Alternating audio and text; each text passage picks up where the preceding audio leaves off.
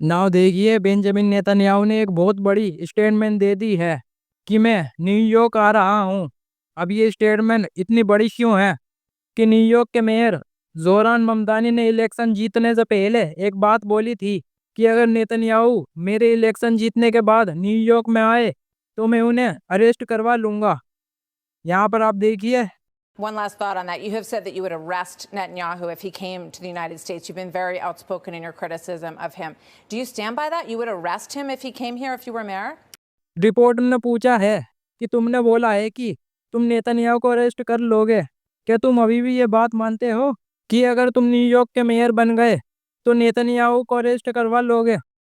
That I believe that we should uphold arrest warrants by the International Criminal Court, and that you should do so only in abiding with all of the laws in front of us. I'm not going to make a new law to ensure that we can actually do it. यहाँ पर इन्होंने कहा है कि मैं international criminal code का पालन करते हुए नेतन्याहू पर लीगल एक्शन लूंगा और उन्हें अरेस्ट करवा लूंगा। बाय द वे, मैं आपको बता दूं, आईसीसी ने पिछली साल बोला था कि नेतन्याहू गाजा में जेनोसाइड और वॉर क्राइम्स करने के लिए जिम्मेदार हैं।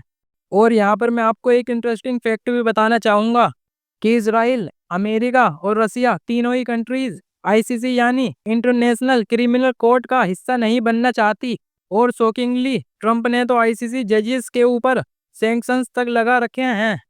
और इसी बैकड्रॉप में ममदानी का बोल्ड स्टैंड न्यूयॉर्क को दुनिया की डिप्लोमेसी का एपिक सेंटर बना रहा है।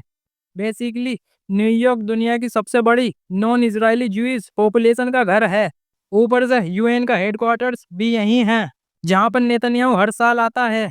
नाउ अब इस साल भी नेतन्याहू ने बोल दिया है कि ममदानी में न्यूयॉर्क आ रहा हूं।